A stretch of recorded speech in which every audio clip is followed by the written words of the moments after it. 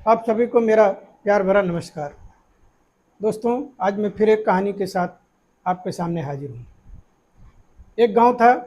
गांव के बाहर एक ज्ञानी पुरुष रहा करते थे। साधु थे, संत थे। एक दिन एक बूढ़ा सेनापति उनके पास आकर के रुका। उसके दोनों तरफ तलवारें लटक रही थीं और उसने संत महाराज से कहा कि महाराज, क्या आप मुझे स्वर्ग जाने का रास्ता बता सकते हैं? तो वो ज्ञानी महाराज खिलखिला करके हंसे और बोले, तुम और स्वर्ग जाने की बात कर रहे हो? क्या बात करते हो, तुमसे स्वर्ग जाने का नहीं हो पाएगा। उसको गुस्सा आ गया। उसने जो है अपनी दोनों तलवारें निकाल ली और उसने कहा, तुम्हारा दिमाग खराब है। और उसने फिर साधु ने कहा कि तुम्हारा दिमाग खराब है, तुम ये तलवारें निकाल लेते हो कि तुम किसको तलवार से डरा रहे हो? उसको, उस सेनापति को जो जिंदगी भर जो बहुत सारी लड़ाइयाँ लड़ चुका था, उसको कोई खुला चैलेंज दे रहा था, उसने तलवार उसके गर्दन पर रख दी। उस बूढ़े साधु के गर्दन पर रख दी। और जब उसके गर्दन पर रख दी तो बूढ़ा साधु फिर एक बार हंसा। बोला, ये तुम तलवार की बात कर रहे हो? इस तलवार में तुम्हारे धार भी है जो तुम तलवार चलाने निकले हो। उसको और क्रोध आ गया और वह उसकी गर्दन उतारने ही वाला था कि तभी उसने कहा कि देख सेनापति, नरक का द्वार आ गया। जैसे ही उसने कहा कि देख नरक का द्वार आ गया, उस सेनापति को होश आ गया। उसने समझ गया कि इसने मेरे प्रश्न का जवाब दे दिया है। मैं स्वर्ग जाने का रास्ता ढूंढ रहा था, इसने मुझे बता दिया कि शांत रहना ही स्वर्ग जाने का रास्ता है।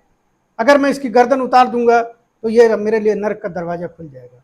दोस्तों, बहुत बार ऐसा होता है कि हम लोग अगर थोड़ी देर अगर धैर्य का परिचय दे दें तो शायद हमारा जीवन पूरी जिंदगी सुख में हो सकती है।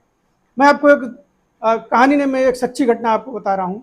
मैं जिस कॉलोनी में रहता हूँ, हमारे बगल में एक सिंह साहब आकर के रहे। उनकी गांव में बड़ी सी हवेली बनी हुई थी। एक उनका 10-12 साल का लड़का भी था।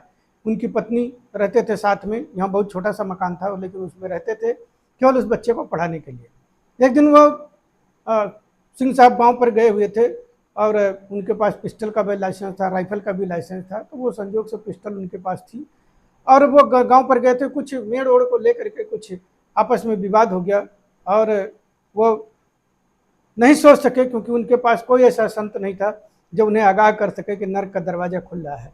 उन्होंने गोली चला दी और आप यकीन मानो कि आज भी वो, कम से कम मुझे जहाँ तक याद आ रहा है, कम से कम 10 साल हो गए होंगे उनको जेल में रहते हुए। बड़ी ही खूबसूरत दुनिया थी उनकी और उनके हजारों बीघे करीब खेत थे, बहुत बड़े बड़े बागीचे थे, फार्म हाउस थे। लेकिन वो केवल बच्चे को पढ़ाने के लिए यहाँ कॉलोनी में रहते थे और बड़ा खुशहाल परिवार था। मियाँ बीवी थे, बच्चा था और मतलब देख के हम लोगों को भी बड़ा अच्छा लगता था कि चलो एक सुखी और संपन्न परिवार हमारे बगल में है। लेकिन आज आज हम लोग जब देखते हैं तो बहुत बड़ी दया आती है। मेरे ख्याल से 10-12 साल में लड़का जवान हो चुका है और उसकी मूछें निकल आई हैं, लेकिन वो बाप के बिना उसका क्या दिशा निर्देश है, क्योंकि और परिवार में और कोई है भी नहीं। जिस पत्नी के साथ वो रात दिन सुख के चैन के साथ रहते थे, उस पत्नी को 1 घंटा उनके साथ समय बिताने के लिए जा करके बहुत सारे पैसे देने पड़ते हैं, तब वो जा करके उनकी महीने 2 महीने में एक बार मुलाकात होती है। दोस्तों, सोचिए अगर वो क्षणिक, अगर वो आवेश में ना आए होते, अगर उन्होंने वो फायर न किया होता, किसी की जान न गई होती, तो आज उनका कितना सुखी और समृद्ध परिवार होता। लेकिन आधे से ज़्यादा जायदाद उनकी बिक चुकी है और अभी भी वो जेल से नहीं छूटे हैं। क्या सुख है उनके जीवन में। लेकिन अगर क्षणिक क्या होता, ज़्यादा से ज़्यादा लोग यही ना कहते कि तुम्हारे पास पिस्टल रहते हुए भी तुम कुछ नहीं कर पाए। लोग तुमको कायर ही तो कहते, लेकिन ना तुम्हारे पत्नी की वो खूबसूरत रातें जाती, न तुम्हारे बच्चे के सिर पर वो तुम्हारा प्यारा हाथ नहीं जो है जो खोता और तुम हमेशा पूरे जीवन भर सुख और चैन की नींद से सोते। दोस्तों, इस कहानी का यही संदेश है कि अगर आपको कभी भी क्रोध आए तो एक बार सोचिए जरूर कि मुझे अभी क्रोध करना चाहिए या इस क्रोध से बचने के लिए कोई और उपाय करना चाहिए। तुरंत किसी चीज़ पर रिएक्ट करना नरक का द्वार खोल देना है। मैं इस कहानी का शीर्षक यही था कि स्वर्ग जाने का रास्ता। अगर आप ये कहानी समझ गए, अगर आप तुरंत रिएक्ट नहीं करते हैं, अपने क्रोध पर क्षणिक अगर काबू पा लेते हैं, तो आप मान के चलिए आप हमेशा स्वर्ग में हैं, आपके चारों तरफ स्वर्ग ही रहेगा। धन्यवाद। अगर आपको ये मेरी कहानी समझ में आई हो तो इस वीडियो को लाइक कर दीजिएगा, शेयर कर दीजिएगा